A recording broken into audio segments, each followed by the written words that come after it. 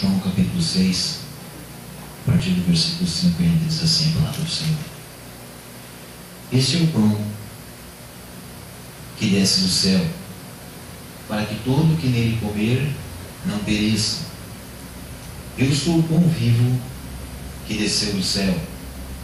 Se alguém dele comer, viverá eternamente. E o pão que eu darei pela vida do mundo é a minha carne.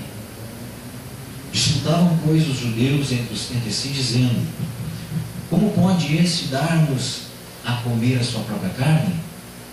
Respondeu-lhe Jesus: em verdade vos digo, se não comerdes a carne do Filho do Homem e não beberdes o seu sangue, não tendes vida em vós mesmos.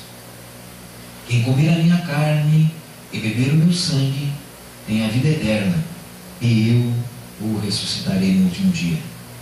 Pois a minha carne é a verdadeira comida, e o meu sangue é a verdadeira bebida.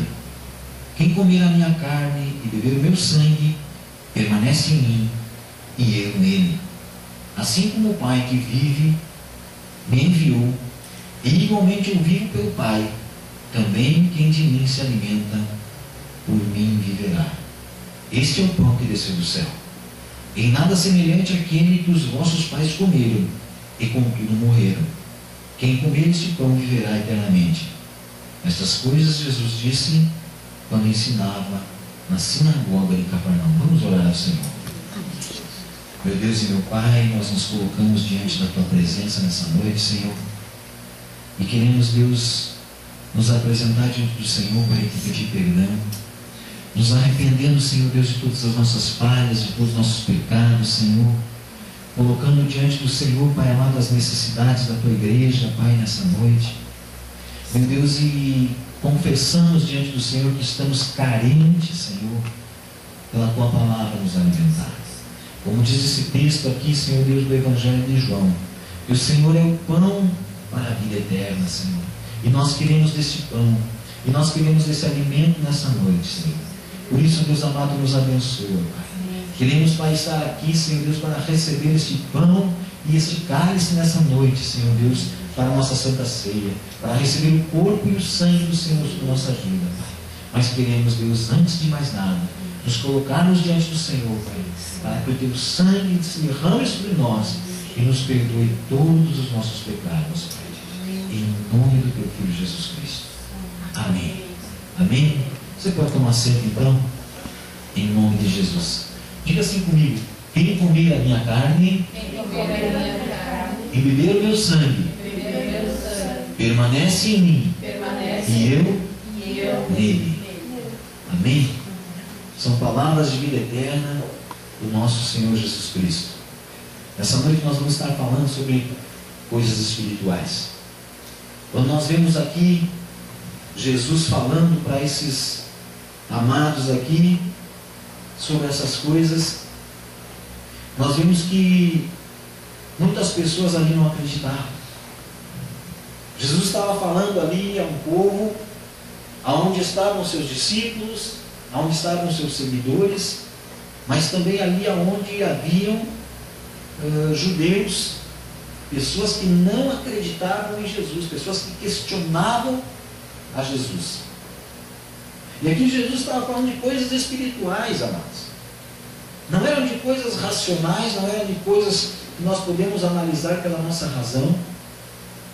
Tanto que os próprios judeus chegaram e disseram ali: mas como ele pode, ali no versículo 52, no versículo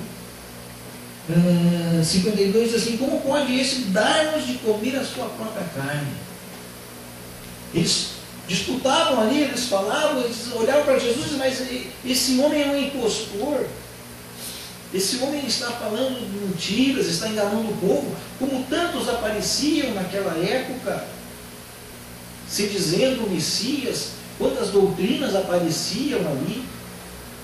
Chega ao ponto de um dia um grande homem no Sinédrio dizer assim: olha, não esquentemos a cabeça, não percamos o nosso tempo com esse tal Jesus, porque se a doutrina dele é doutrina falsa, vai ficar por aí mesmo, não vai prosperar. Mas se porventura é uma doutrina verdadeira, é uma doutrina grande de Deus, ele se diz o Messias, e porventura ele for o Messias, quem de nós poderá lutar contra Deus? E Jesus ensinava, amados, eram coisas espirituais, e é isso que eu quero falar nessa noite com vocês, sobre coisas espirituais. Por quê? Porque em primeiro lugar você é espírito. Amados, eu aqui, quando nós conversamos, ou em qualquer lugar onde você estiver, quando você conversa com alguma pessoa, você está conversando com o espírito dela. Um espírito que está encarnado, que está na forma de um corpo, mas é com um espírito. Jesus falava dessa forma. Jesus falava coisas espirituais porque ele sabia que ele falava com espíritos, em forma de pessoas.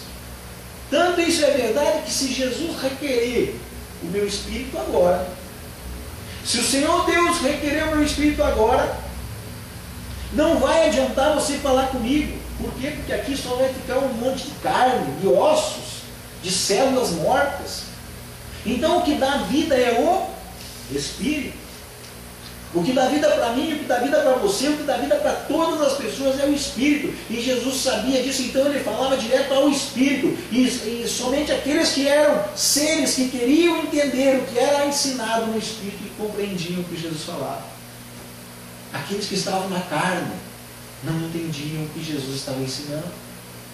Os judeus iam na presença de Jesus, iam na sinagoga. Amados, analise só, pensa bem isso que acontece aqui, ó. O versículo 59 diz assim: essas coisas disse Jesus quando ensinava na sinagoga de Cafarnaum. Sinagoga era um lugar santo, sinagoga era um lugar especial, sinagoga era um lugar feito onde se lia as leis, onde se lia ali o livro das leis, onde se lia a palavra de Deus, onde se ensinava a palavra de Deus, coisas espirituais. Os judeus iam lá para quê? Para coisas naturais, para questionar quem era Deus, quem era Jesus, perdão. E Jesus, não contente com isso, Jesus começa a falar para eles: olha, eu vim para que esse mundo se salve através da minha carne. Olha só o versículo 51, diz assim: e o pão que eu darei pela vida do mundo é a minha carne. Olha o que Jesus está dizendo, que ele ia morrer, que ele ia se entregar, o corpo dele, a carne dele ia se entregar para dar para que o mundo tivesse vida. Era impossível entrar na cabeça daqueles judeus que estavam ali para questionar Jesus. Era impossível que aqueles homens com uma visão tão pequena, uma visão tão reta naquilo que eles queriam ver somente, pudessem entender o que Jesus estava falando. E quantas vezes nós estamos incluídos nesse meio? A Bíblia, amados, é uma linguagem espiritual. Quantas pessoas você conhece que leem a palavra de Deus, que leem a Bíblia e dizem assim: eu não entendo nada. As coisas espirituais são discernidas pelo Espírito. A pessoa, quando não tiver o Espírito Santo de Deus para revelar para ela aquilo que está escrito na palavra de Deus, ela não vai entender nada. Vão ser textos lindos, amados. Eu e você, com certeza, já fomos em formaturas ou em missas, cultos de ação de graças, aonde é lido 1 Coríntios capítulo 13, onde se fala sobre o amor. Formatura, em formaturas escolares de universidade, é o texto mais lido, 1 Coríntios 13, falando sobre o amor, e todo mundo acha lindo esse texto. Mas se cada um entendesse o porquê o apóstolo Paulo escreveu esse texto de 1 Coríntios capítulo 13, que está inserido entre capítulo 12 e capítulo 14, onde o apóstolo Paulo está falando sobre os dons espirituais. E ali ele insere no meio, mas as pessoas não entendem. O mundo não entende o espiritual, amados. Aí o mundo pega esse texto, acha bonito, acha lindo e usa em tudo para lugar. Graças a Deus que estão usando. Graças a Deus que essa palavra está sendo falada. Mas as pessoas não conseguem discernir o que significa realmente.